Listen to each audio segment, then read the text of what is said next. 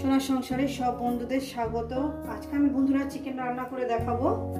তো চিকেনের জন্য আমি কি কি নিয়েছি, এখানে ধনেপাতা আছে, টমেটো আছে, পেঁয়াজ কুচো আছে, আলু আছে, আর এখানে আমি মশলা দিয়েছি আপনার আদা রসুন, শুকনো লঙ্কা, কাঁচা লঙ্কা, 4টে শুকনো লঙ্কা, 4টে কাঁচা লঙ্কা, আদা রসুন, 1 চামচ জিরে ধনের গুঁড়ো আর 1 চামচ হলুদের গুঁড়োটাকে পেস্ট করে নিয়েছি, আর একটা আমি গুছিয়ে নিয়েছি।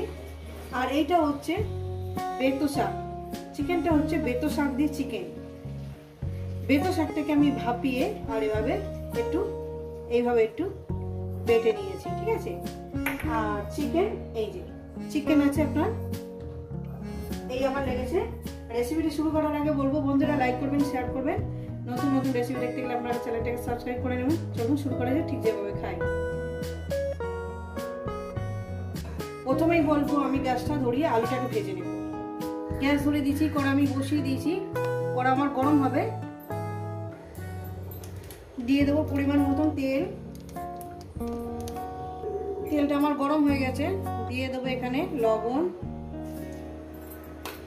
দিয়ে দেবো এখানে হলুদের গুঁড়ো, দিয়ে দিলাম।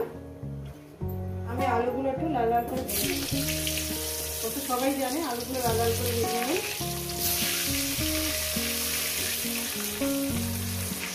বন্ধুরা যেভাবে রান্না করতে একবার বানিয়ে খেয়ে দেখবেন, আশা করি আপনাদের খুবই ভালো লাগে।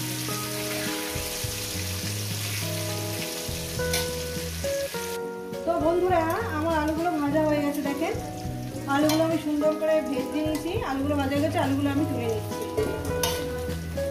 তো বন্ধুরা এখানে দিয়ে দিলাম দুটো ছোট সাইজে দিলাম একটু জিরে ফোড়ন দিয়ে দিলাম। এইবার দিয়ে দেবো এখানে থেতো করা গরম মশলা আমি রেখেছি, এই যে 5টা এলাচ, লবঙ্গ আর একটা দারচিনি টুকরো দিয়ে দিলাম। এবার এটাকে কয়েক সেকেন্ড একটু ভেজে নেব।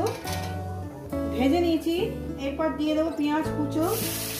বন্ধুরা রেসিপিটা পুরোটাই দেখবেন কিন্তু, আর রেসিপিটা আপনাদের কেমন লাগছে অবশ্যই কিন্তু বলবেন। পেঁয়াজটাকে দিয়ে দিলাম, এবার একটু লবণ দিয়ে দেবেন মতো। ফের তখন আলু ভাজার সময় লবণ দিয়েছিলাম, ফের 1 চামচ লবণ দিয়ে দিলাম। পেঁয়াজটাকে আমি মিনিমাম 2-3 মিনিট ধরে ভেজে নেব। পেঁয়াজটা আমি ভেজে নিয়েছি বন্ধুরা, দেখেন পেঁয়াজটাকে আমি এরপর দিয়ে দেবো মশলাটা। মশলা বাটি ধোয়া জলটা পরে দেব। প্রথমে এইটাকে আমি মশলাটাকে সুন্দর করে একটু কষিয়ে নেবো, নিয়ে 3-4 মিনিট ধরে। কষানোর মধ্যে টমেটোটা দিয়ে দিলাম। সবাই 2 মিনিট কষিয়েছি, আরো 2 মিনিট কষিয়ে নেব মশলাটাকে টমেটো দিয়ে। এরপর দিয়ে দেবো চিকেন।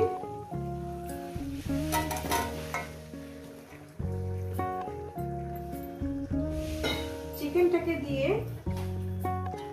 বন্ধুরা চিকেনটাকে দিয়ে আরো মিনিমাম 2-3 মিনিট কি 5 মিনিট এটাকে কষিয়ে নেব। দেখতেই পাচ্ছেন বন্ধুরা দারুণ খেতে। দিয়ে দেবো মশলার বাটি ধোয়ার জলটা, সামান্য পরিমাণে দিলাম। দিয়ে কষবেন, যত সুন্দর করে কষবেন ততটাই টেস্টি হবে। ঠিক যেভাবে রান্না করছি বন্ধুরা, ঠিক একবার এইভাবে রান্না করে খেয়ে দিই।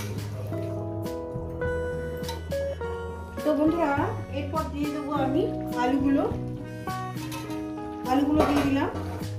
তার সঙ্গে দিয়ে দেবো আমি বেতো শাকটা, যাতে কষতে পারবো, যাতে ফ্লেভারটা বেতো শাকের যে ফ্লেভারটা আছে চিকেন আলুর মধ্যে সব জায়গায় যাতে চলে যায়।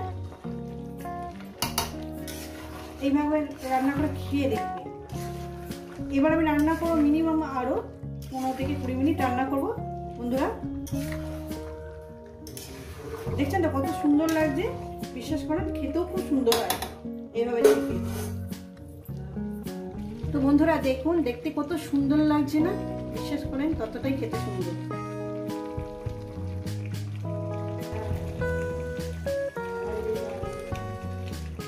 এই কষানোর মধ্যে দিয়ে দেবো গরম মশলার গুঁড়োটা। যত সুন্দর করে কষবেন বন্ধুরা ততটাই টেস্ট হবে। ঠিক এইভাবে রান্নাটা করবি।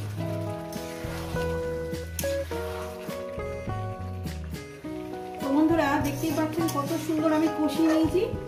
দেখেন বন্ধুরা, এইভাবে আপনারা যদি মনে করেন আলুটাকে বাদ দিয়ে চিকেনটাকে এইভাবে কষিয়ে খেতে পারেন। যদি মনে করেন যে আর একটু বেতু শাক দিলে ভালো হয়, আপনাদের যদি ভালো লেগে থাকে তা আর একাটি, আমি একাটি শাক দিয়ে করছি, আপনারা একাটি শাক এর একটু বেশি হাবা দিয়ে দিতে পারেন, ভালো লাগবে।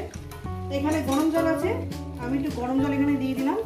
যেহেতু একটু মাংস একটু আলু একটু সিদ্ধ হবে, দিয়ে দিলাম। দিয়ে আমি এটাকে ঢাকনা দিয়ে চাপা দেবো আরো 5-7 মিনিট।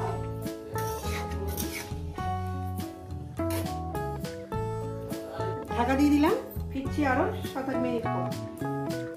তো বন্ধুরা দেখেন বন্ধুরা, আমার রেসিপিটা হয়ে গেছে, কড়ার মধ্যেই থাকবে। এই রেসিপি যদি আপনাদের ভালো লেগে থাকে অবশ্যই কিন্তু কমেন্ট করবেন, রেসিপিটাকে লাইক করবেন, শেয়ার করবেন। নতুন নতুন রেসিপি দেখতে গেলে আপনারা চ্যানেলটা সাবস্ক্রাইব করে নেবেন। ঠিক যেভাবে খাই ঠিক আপনাদের সেইভাবে দেখিয়েছি। চলুন বন্ধু, আবার নতুন রেসিপির সঙ্গে দেখা হবে। সবাইকে বলবো সুস্থ থাকবেন, ভালো থাকবেন, আর আমার নিত্য নতুন ভিডিও দেখবেন।